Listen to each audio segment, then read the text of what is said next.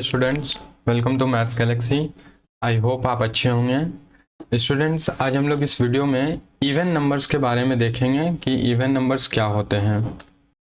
जैसा कि स्टूडेंट्स यहाँ पे डिफिनेशन में लिखा गया है कि a number that can be divided by 2 okay without leaving a remainder, ठीक है, it is called even number. कहने का मतलब ये हुआ कि कोई भी नंबर अगर वो 2 से डिवाइड हो जा रहा है विदाउट लीविंग अ रिमाइंडर, बिना कोई रिमाइंडर छोड़े हुए, मतलब कि एग्जैक्टली अगर वो 2 से डिवाइड हो जा रहा है, कोई भी रिमाइंडर नहीं छूट रहा है, तो वो इवन नंबर कहलाएगा।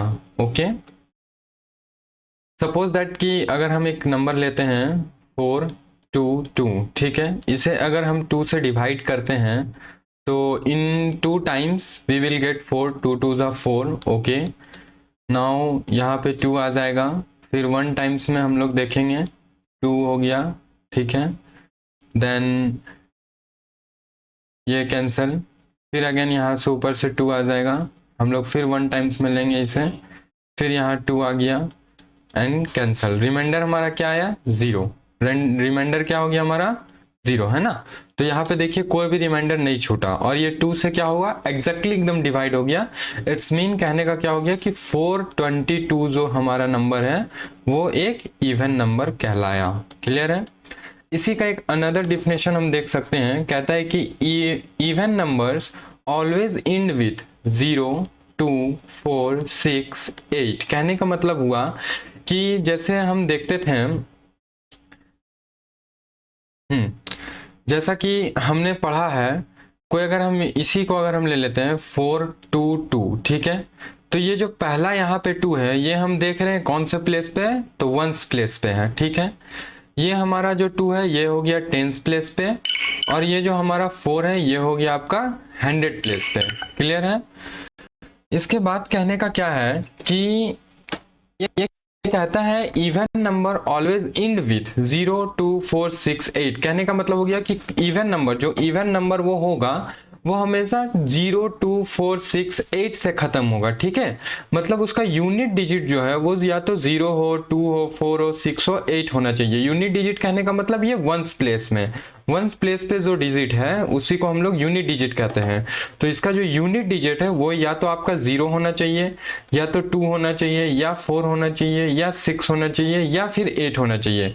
अगर ये सब में से कोई भी नंबर उसके यूनिट डिजिट में रहा तो वो नंबर जो है, वो जो होल नंबर है, वो पूरा जो नंबर है वो हमारा इवन नंबर कहलाएगा।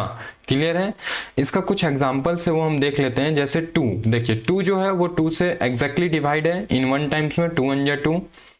12 जो है वो 12 भी देख सकते हैं आप कि ये 12 जो है वो 6 टाइम्स में 2 से एग्जैक्टली डिवाइड है, कोई रिमाइंडर नहीं बचेगा।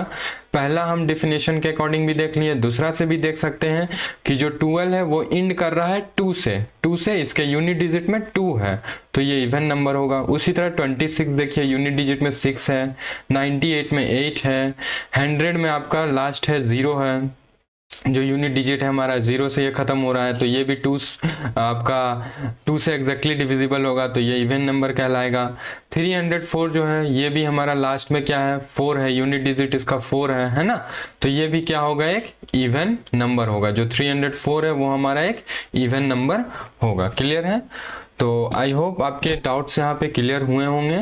आपका ये होमवर्क है स्टूडेंट कि जो 0 है वो 0 इवन नंबर है या नहीं है ये आपको बताना है, ठीक है। आप कमेंट करके बताइएगा, मैं सबका कमेंट जरूर देखूंगा।